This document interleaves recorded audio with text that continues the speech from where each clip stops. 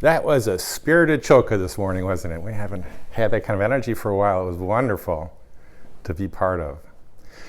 So you can all turn to face me, and this is not a Tay show. We didn't really talk about this much, but I have a feeling it's more like a sermon almost for those who were raised with some kind of Christian faith, like a 20-minute talk, 25-minute talk, not an hour one. So I'll try it in that spirit, try to keep it to the point. And also, I think one of the reasons I was chosen is because I've been sitting here longer than most of the people around here, if not the longest.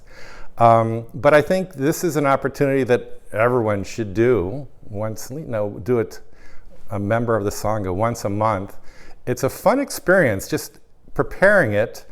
I was never trained that well in the fundamentals of Buddhism. And then having to do this talk, it made me delve deeper into Buddhist thought and ideas and more history. And so this talk is based on one of the chants that we did this morning. And I was thinking to myself, this is probably the chant that I think of less than any other chant that we do during choka, during morning service. And that's the second one, Vandana. Namo tasso bhagavato arahato sama sambuddhassa. Praise to the highest wisdom. Homage to the Holy One, the Enlightened One, the Supremely Awakened One.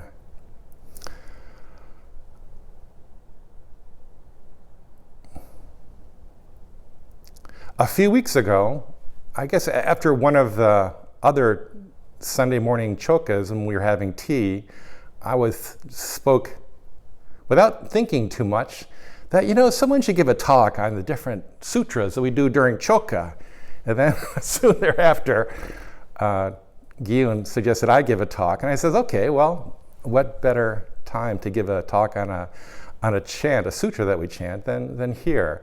I do recall, though, that Genkai, a few years ago now, he gave a great talk on the Heart Sutra. So it's in that same tradition of explaining, or at least delving more deeply into what we do here. Now, this chant appears to be a means of honoring the Buddha. When we recite this, we do it out of respect for the Buddha. Praise to the highest wisdom. Homage to the Holy One, the Enlightened One. Not to be too facetious, but I'm a facetious person, but it does have a little bit of the, Mickey, you're so fine. You're so fine. You blow my mind, my Mickey, And so it's like, well, what is going on here, right? So where does it come from, and why do we chant it? Well, where did it come from? I don't know why, I don't know who chose it, but I was able to get some information about where it comes from. And this, we have to go back to the early collection of scriptures in the early Theravada Buddhist tradition, the Pali Canon. This phrase in Vandana that I repeated a couple of times occurs a few times, 5 or 6 times, in different scriptures, in different discourses, different sutras. And this Pali Canon is in the Pali language. As you might have heard before, Sanskrit was perhaps the language of the educated, the learned. And Buddha, not wanting to speak, for example, I was raised Catholic, so rather than speaking in Latin or something to that degree, speaking in the language of the people, the ones that he was interacting with each and every day.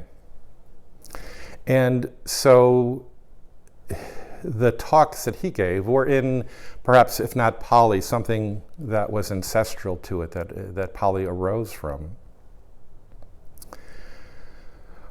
Now, the one that I'll pick is the one I first chose, and it's a surprising one. I would have to admit, this was a sutra that I hadn't heard before. The concept was a little bit surprising. And the sutra that I'll be talking about today is Sakka's Questions, Sakkapanha Sutta. Like many of the scriptures in the Pali Canon, it's a way of explaining Buddhist concepts to the community in a way that was made more sense, right? Sometimes it gets very, dogmatic, or at least just very stilted. And so I guess in some ways explaining these things in a way that makes more sense to the people is always a good idea.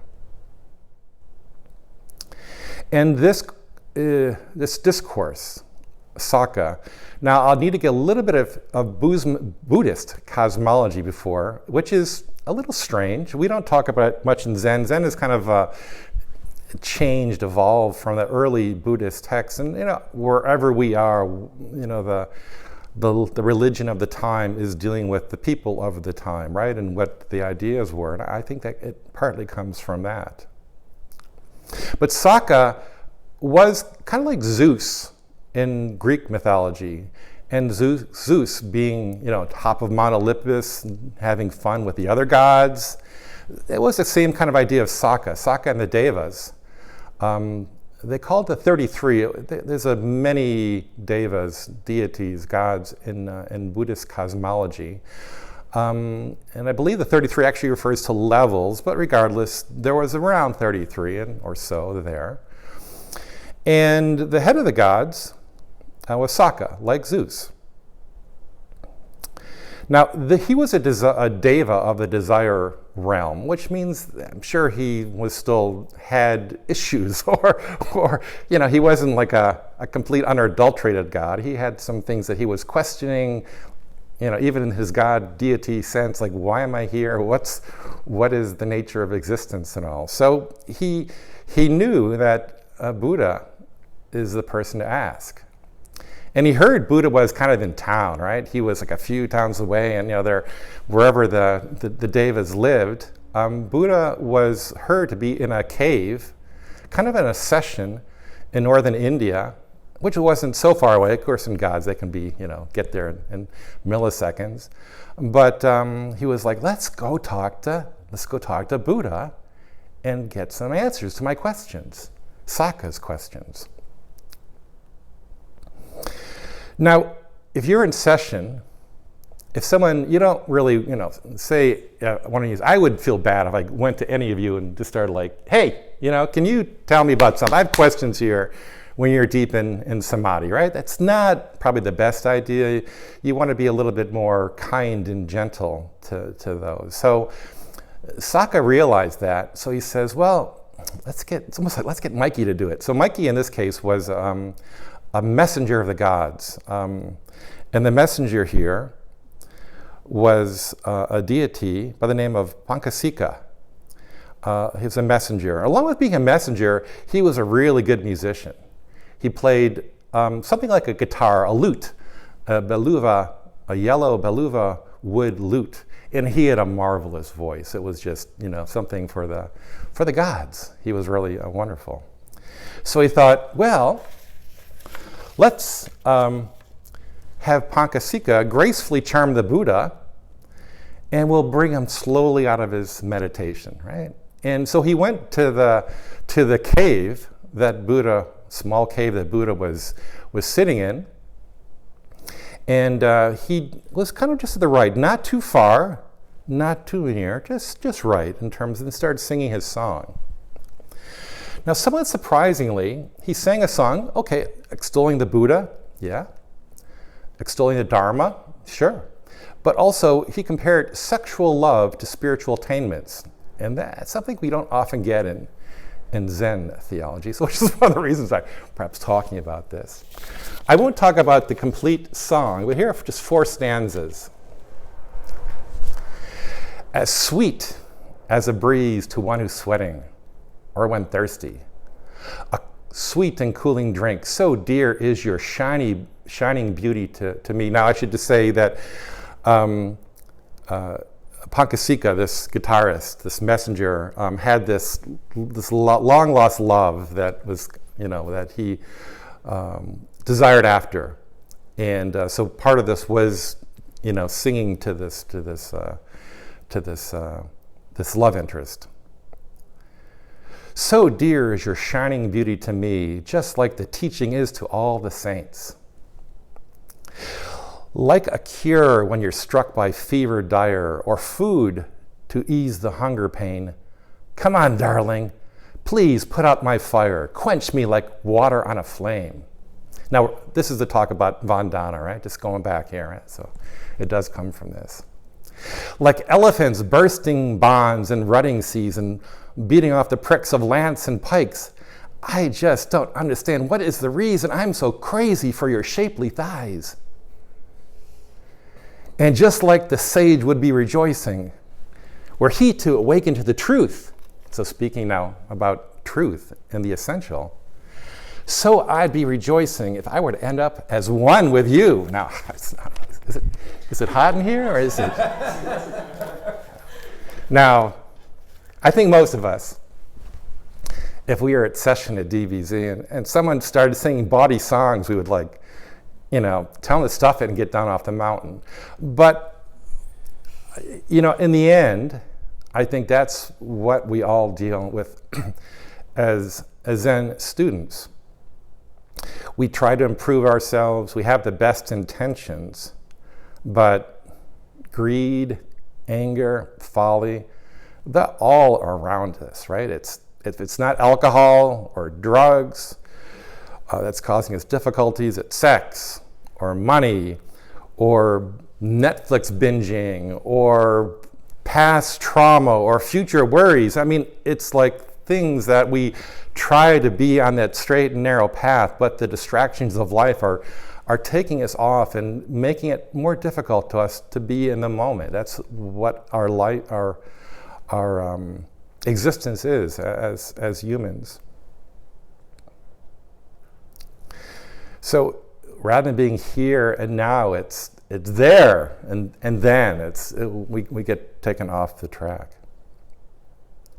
And I say even at DBZ, the DBZ, the Daibosatsu Zendo is the Catskills, the training monastery. Even there the distractions are less. The distractions are still going to be with us, no matter where we are.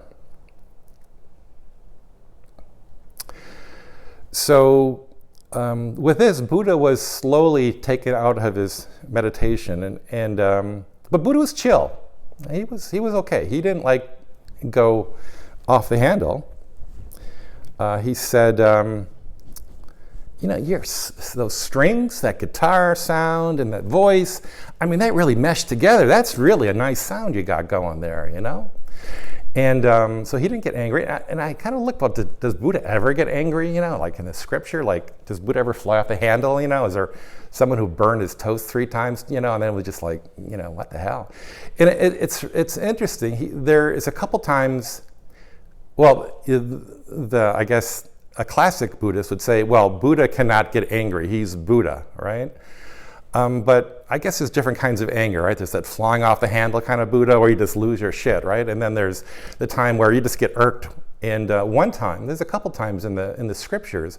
I guess the most clear example is when Buddha and the Venerable Ananda come across a very sick and neglected monk lying in his own filth in a monastery. So he and Ananda are compassionate beings, and they cleaned the monk and provided him some aid, showing compassion. But then he called the rest of the monastery, the monks together, and read them the riot act, saying, you have to take responsibility for each other. This is not just something we do for ourselves. We do it for all beings. So I'm sure it would have been a serious tongue lashing.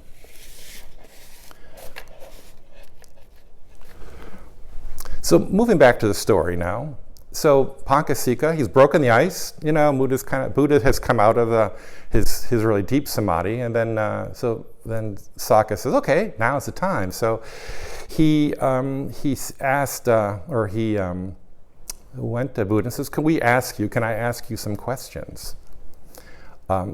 Now he brought all these 33 gods with him, and the Buddhist gods, they're not like people like us. They're like honestly, 1,500 feet tall, right? This is like, they're big people, right? And they live for like 30 million years. They're not immortal, but they're quite long-living beings. And this is a small cave, but it's like one of those Harry Potter kinds of tents. If you remember, where you look on the outside, it's like a little tent, but you go inside, it's got couches and 5 floors, and you got the hot tub and everything. So that was like, this cave expanded as these gods came in. So they're all nice and comfortable, and everyone's getting ready. And then this is so the question that, one of the major questions that Sokka asked: what is the source of jealousy and stinginess? Now, I'm going to paraphrase a little bit, just to kind of, because some of these, these old texts can be quite,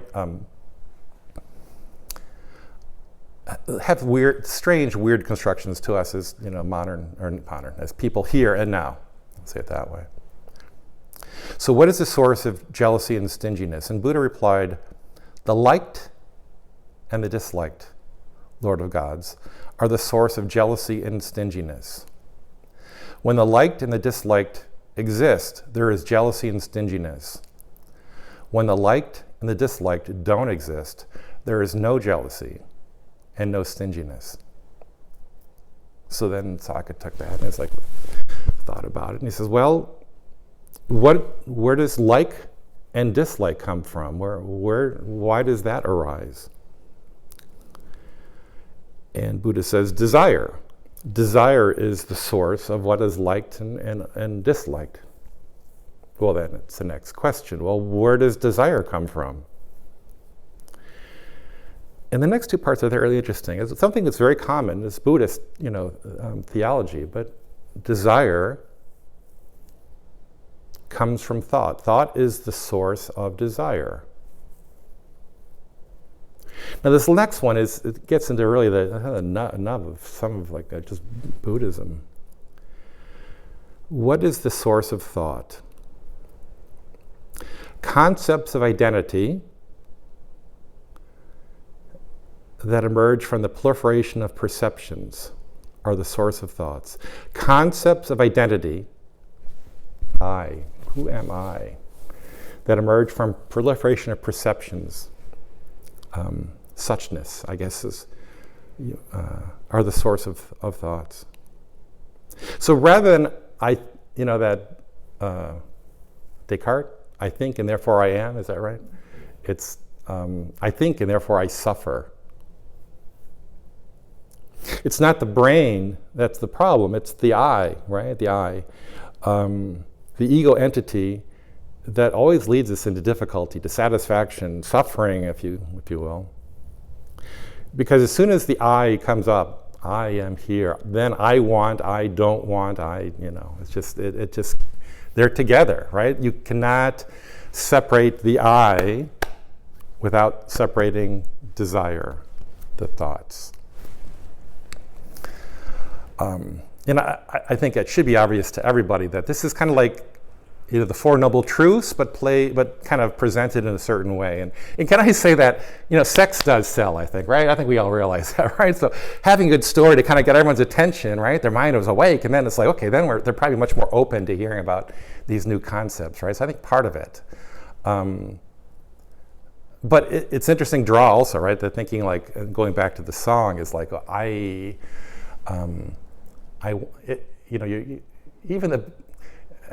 not even go there, because it's a concept that could be a talk of another topic of another talk.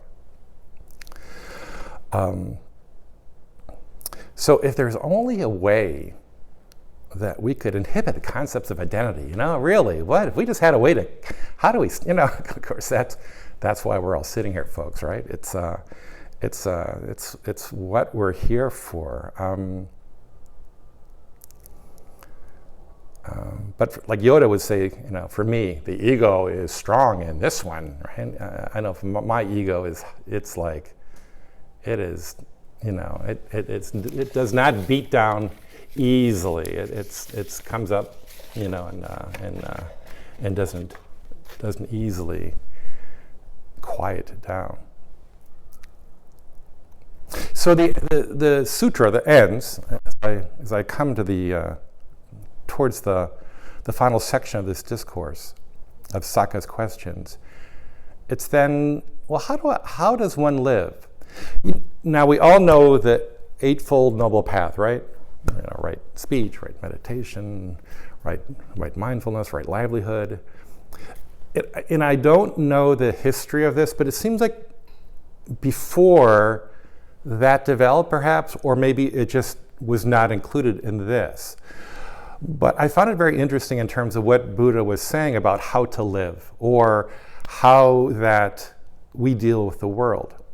And basically he said, he didn't say, it wasn't like a 10 Commandments kind of thing.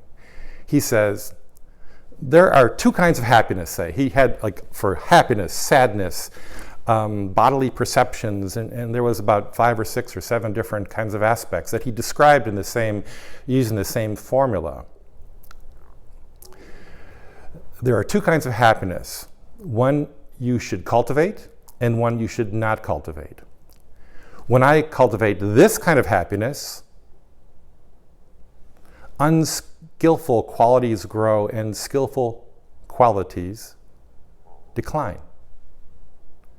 With this kind of happiness, unskillful qualities decline and skillful qualities grow. You should cultivate this kind of happiness. Now, he's not saying, do this. He's saying, look, there's a good path, so there's a path that reduces suffering, and there's a path that increases suffering. He's not telling you know what that path is. As we as humans, and this is one thing I always loved about Zen, is that it's really things you have to find within yourself about what the right way of living. My, good way of happiness is going to be probably different from Genkai's or Chloe's and so on, right? We all have our different ways, and what works for one person is not going to work for the other person. So you can't have this very strict formula. You have to find it within yourself to find the path. We have these distractions around us. We know that these are things that bring us dissatisfaction and difficulty in life and just hardship in spirit. But with at least attention, mindfulness about what works for us, what is the path that keeps us on the path to the essential, and what takes us off. That's what each of us has to find. Eightfold Noble Path is wonderful, right? It gives us more clear description. Okay, do not kill, do not yell at your neighbors. It's those kinds of things, sure, but you have to find it within yourself. So with that, my time is at an end. So when Saka heard that, he was like, that is so cool. Yeah. And then he said, Vandana, Namo Tassa, Bhagavato Arahato, Sama Sambuddhasa. But realize, Buddha, sure, but this is aspirational for all of us, right? This is you, right? When you find your path, man, we bow to you all right now because you are here and on that path as best you can be. So I bow to each of you, and let's just say it one time together, one more time today. If you remember, Nam